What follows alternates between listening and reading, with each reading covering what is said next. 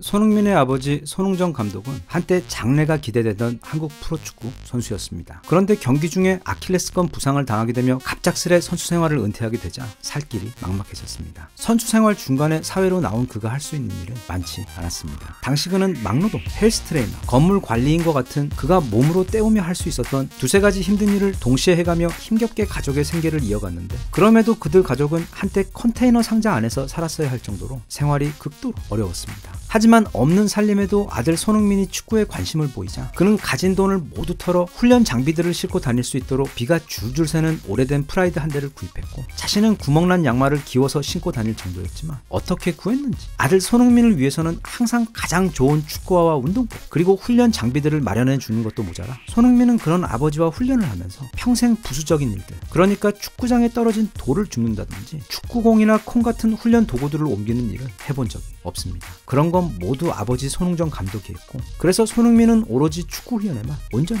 집중할 수 있었습니다. 기적적으로 처음 독일 함부르크에 갔을 때에도 손흥민이 매일 훈련에 나가고 나면 그는 아들의 건강을 위해 거의 결벽증 수준으로 매일같이 방을 청소하여 청결을 유지했고, 매 끼니 또한 모두 그가 직접 해서 먹였습니다. 게다가 매일 팀 훈련이 끝나면 아들에게 강도 높은 체력 훈련을 시켰는데 그는 아들 옆에서 그와 똑같은 강도의 훈련을 함께했고, 또 때로는 프로축구 선수인 손흥민보다도 더 힘든 운동을 옆에서 함께했습니다. 게다가 손흥민에게 줄 건강 음식 같은 것을 고를 때에도 먼저 자신의 몸에 그걸 실험한 이후 괜찮으니 그제서야 손흥민에게 먹였습니다. 이 외에도 손흥정 감독이 아들을 위해 한 노력은 세상에 이런 헌신, 또 이런 치밀함이 있을까 싶을 정도로 책 한 권으로 다 써도 부족할 정도로 아주 많으며, 그는 일부 세간에서 알고 있는 것처럼 단지 엄청 무섭고 엄격하기만 한 축구 선생이 아니라 놀랍도록 합리적이면서도 아주 멀리 볼 줄 아는 시야를 가진 지혜롭고 강인한 스승이었습니다. 이런 이야기를 잘 알고 있는 국내 축구 팬들은 손흥민 선수 이상으로 그의 아버지 손흥정 감독을 인정하고 존경합니다. 이제는 손흥민이 혼자 너무도 잘하고 있는 듯 싶어 아버지 손흥정 감독에 대한 이야기는 거의 들리지 않는데, 최근 그가 직접 밝히는 손흥민의 훈련 비하인드 이야기와 그의 훈련 철학을 엿볼 수 있는 기회가 있어 여기 소개를 해봅니다. 스포츠 경향에서 단독으로 취재한 손흥정 감독과의 인터뷰에서 우선 그는 현재 손흥민의 왼발이 거의 오른발 이상으로 강하게 된 과정과 비밀을 설명합니다. 그는 손흥민이 아주 어릴 적부터 본능적으로 튀어나오는 오른발이 아닌 주어진 상황에서 가장 유리한 발이 나올 수 있도록 훈련시켰습니다. 그래서 집중력이 가장 쌩쌩한 그날의 훈련 처음에 우선 왼발 슈팅부터 시켰고, 집중력과 체력이 떨어지는 뒤에 가서야 오른발 슈팅을 시켰습니다. 그렇게 매일같이 왼발 500개, 오른발 500개 슈팅을 했습니다. 그것뿐만이 아니라 경기장에 들어갈 때에도 의식적으로 왼발 먼저 들어가도록 습관을 들였고, 심지어 집에서 훈련 전 축구 양말을 신거나 축구화를 신을 때조차도 항상 왼발 먼저 신고, 또 축구화 끈도 왼쪽 먼저 매도록 했고, 유니폼 바지를 입을 때에도 왼발 다리를 먼저 넣도록 훈련시켰을 정도로 손흥민이 자신의 왼발에 자신감을 가질 수 있도록 훈련시켰습니다. 그 결과 최근 손흥민의 인터뷰를 보면 자신은 슈팅만큼은 왼발이 더 편하다고 말했을 정도로 아버지 손흥정의 훈련은 성공적이었습니다. 인터뷰에서 손흥정 감독은 어떻게 손흥민 선수가 그토록 짧은 순간에 매번 최고의 판단을 내릴 수 있도록 훈련시켰냐는 질문을 받았는데, 그의 대답이 인상적이었습니다. 정말 극도로 긴장된 순간에 찾아온 아주 짧은 기회에 이상적인 판단을 내리는 것은 거의 불가능에 가깝기 때문에 평소에 기본기를 잘 다져놓아야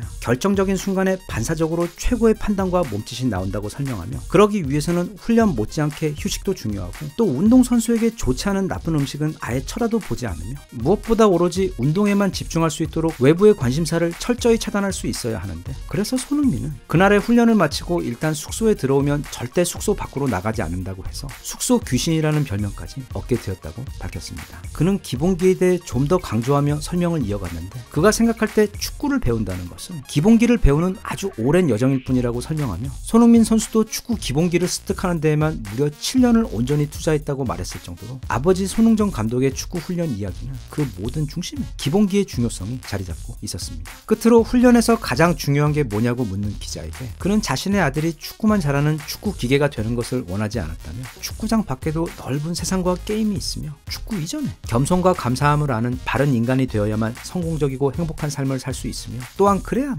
최고의 축구 선수 또한 될 수 있다고 늘 손흥민에게 축구나 세상의 화려함보다는 인간 됨됨이의 기본기에 대해 강조하며 가르쳤다고 대답했습니다. 이런 이야기들은 전에도 들었던 내용들인데, 이렇게 다시 들어도 단지 손흥민이나 축구 관련되어서만이 아닌 모두의 인생에 있어 소중한 나침반이 되어줄 수 있을 정도로 너무도 귀한 인생 조언들처럼 들립니다. 자칭 실패한 축구 축구 선수 출신으로 아무것도 없는 컨테이너 집과 비가 새는 중고차를 바닥 삼아 불과 10여 년 만에 축구 실력과 인성 모든 부분에서 완벽한 전 세계 최고의 축구 영웅을 키워낸 아버지 손흥정 감독의 입을 통해 듣는 이야기이기 때문에 그 조언들이 더욱 울림이 크고 값지게 들립니다. 득점왕 가능성을 넘어 맨유 레전드 게리 네빌 선수의 최근 발언처럼 이제는 시즌 MVP 자리까지 넘보게 된 손흥민이 지금 팬들과 축구 관계자들이 모두 바라고 있는 그 모든 상과 영광을 전부 얻을 수 있게 되기를 바라면서 그보다 더 중요하게 아버지 손흥정 감독의 바람처럼 앞으로도 계속 지금과 같은 바른 인성과 삶의 태도를 유지하여 오래오래 모두의 귀감이자 희망이 되어줄 수 있었으면 좋겠습니다. 대한민국 만세.